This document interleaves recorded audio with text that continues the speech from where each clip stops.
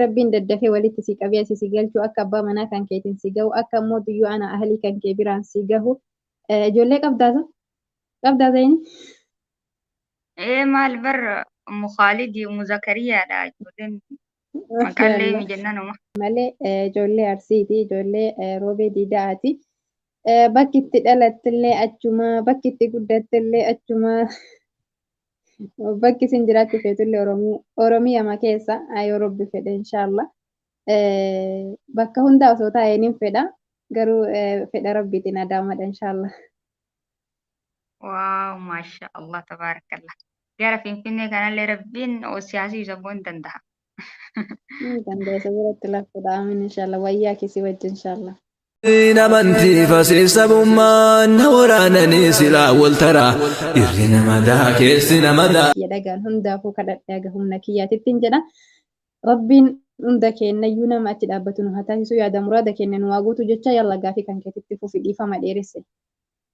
جزاك الله خير والله يكم أتنو كأتت ربين قدان إن شاء الله ملائكة الرحمن سيف موسى هكذا تسنجر قالنا ما يدقلتوني والله ما شاء الله تبارك الله دعايتك إبلت ربنا هندا هو هاتاسس اللي هاتاسس إن شاء الله عمران Wayyaa تنتي أرجتك عمرة مقبولة ذنب مغفورة ربي سي هاتاسس إن شاء الله بإذن الله أبشر Allah سنجرة قاعدين براموتو آمون ما شاء الله تبارك الله ijoollee eessatti dhalattee eessatti guddattee ammoo eessa jirti gara fuulduraa eessa jiraatti ka jedhu kana mee walumatti dhaabinuu deebisisin jedha jarjarsa illee garuu deefama. Jarjarsina silaa dura ture garuu ati gammachuma umraa tana waan qabduuf ta'a umraa tana dura oolchite. Amuni ati garuu kan beektaa hordoftootuma kan keetii waan na barsiisuuf malee ijoollee arsiiti ijoollee roobee diidaati.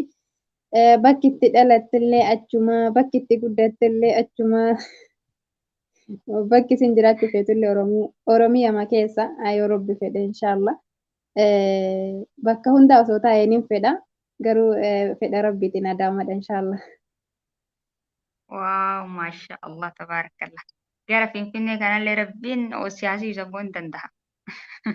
Dandeessa biratti lafudha amin inshaallah wayyaa kisi wajji inshaallah. maasha Allah tabaarakallah yaa maasha Allah maasha Allah.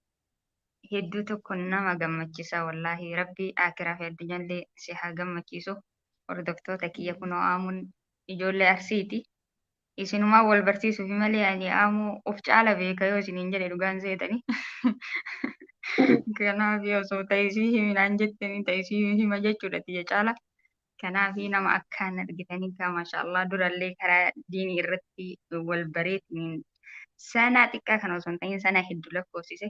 Bakka obboleettii xiyya wajjin dhaladhe caala yoo isiniin jedhe dhugaan seetan jechuudha ammoo jechuun maashaallah tabarakallah anaaf hiriyyaa gaarii hiriyyaa garaa kee irratti nama gorsitu hiriyyaa waa hedduuf abdii naa taate jechuudha maashaallah tabarakallah hedduu isii galateeffadha gara fuulduraatitti illee inshaallah rabbii gaditti hiriyyaa abdadhu jechuudha inshaallah biiznillah ammoo rabbiin sillee nama abdatan rabbi si haa taasisu amala keetii fi gaarummaa kee akkanarra rabbi yoomillee sin jijjiirin sin jedha aamin jechuun ta'etti inshaallah.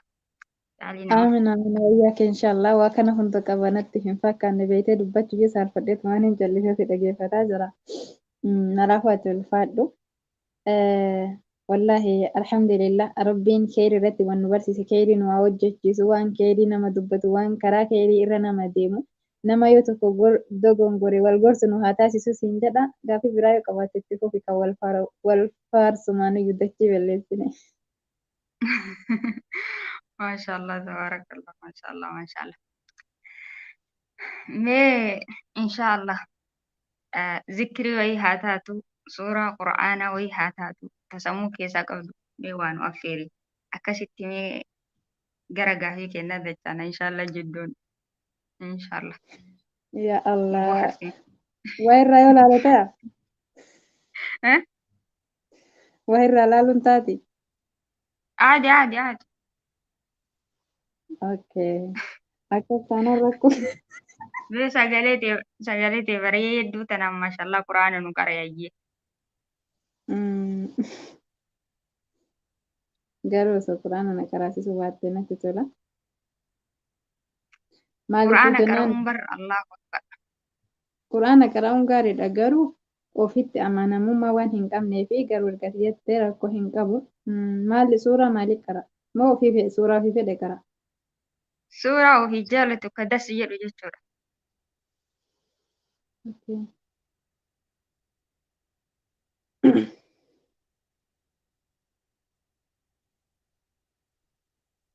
Ayaatuma irraa jaalattu keessaa ka barbaadde ka rabbi sii طيب laaffise.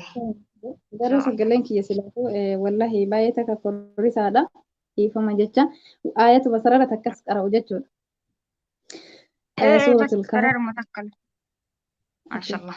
أعوذ بالله من الشيطان الرجيم بسم الله الرحمن الرحيم الحمد لله الذي أنزل على عبده الكتاب ولم يجعل له عوجا قيما لينذر بأسا شديدا من لدنه ويبشر المؤمنين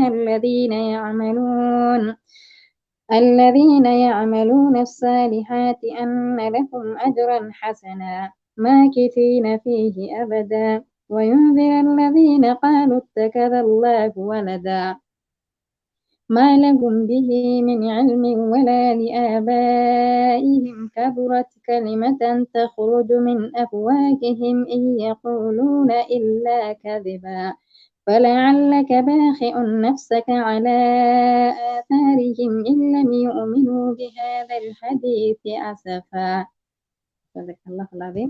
بكتي متي قروكا بيفا ما بيجندري كيف تجراته الله أكثر أكبر الله أكبر الله أكبر زادك الله علما وفهما والله ربي درجاتي والعبود نمني أرجتك سبحانه وتعالى قرآن ربي كان والله أكتك ربي صدركا يسأل هولا ربي صدركا كان كي والعبود والله يدتك قمة قدانة تدقهمي ما شاء الله تبارك الله نمني أرجتي ديني أبيتر والله قرآن ربي أكتك رؤون hedduu tokko darajaa guddaadha kun argitee badhaasa rabbiiti milkii rabbiiti rabbi fuulduratti illee si haa milkeessu abboo kitaaba hunda rabbi si haa barsiisu beekumsarraa rabbi si haa dabalu wallahi maashaallah tabaarakallah.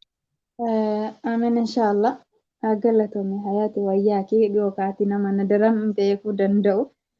Akkasuma nadaran illee na caalaa beekta siin jedha zikirii jette immoo zikiriin akkaan jaaladhu zikirii gabaabduu fadilii hedduu qabdu. اللهم أعني على ذكرك وشكرك وحسن عبادتك. دو الله سهلة أكبر ذكري أما قرأتنا والله ويادتي جدا رسول ربي صلى الله عليه وسلم ذكري تنا صحابة وي مكاي سام ياددو صحابة سني داما أدت واسي داما جدنيني مرة يدو إرد الدباني ذكري تنا دامني جدا والله ذكري ما تنا جريت جدني جدا سبحان الله. Argitee rasuulli keenya sallallahu alaihi wasallam akkasitti dhaamanii fi deeman jechuudha. Zikrii ajaa'ibaati zikriin tuni maashaallah tabaarakallah. Rabbiin si haa dabalu siin jedha qaalii nama. Mee waan dhaammattu hordoftoota keenya kana waan jettu qabda. yoo yaadda illee yoo waan rakkadhe zikrii takkafatti dabala yoo rakkadhe illee yoo yaadda illee yoo dhiphadhe illee zikrii ani jedhu wallahi hundi kennayyuu nama arraba ofii zikrii rabbiitiin jisu akkasuma yaaddoo isaa jechuun yoo yaadda illee waa yaada illee nama gara rabbii isaa deebi'e wallahi isa kadhatu nu haa taasisu jecha Allahumma a'inni ala dhikrika wa shukrika husni ibadatika dura jedhe eegas illee yaa hayyu yaa qayyum zikri du'aayi tanallee rasuula rabbiitu sallallahu alayhi wa sallam Sallallahu alaihi Aisha wasallam. Faatima dhaamansa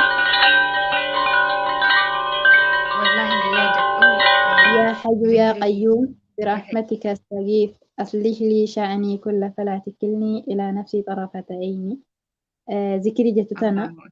tarii caccabsu illee danda'a jechuudha. Garuu hedduu takkan itti isii jaalladha wallahi waa hundarra caalsisee jechuudha. Wanti jedhu kanuma zeeniyyee daqiiqaaleen dheerattee jirte hordoftoota keenya irratti hin baay'isnu.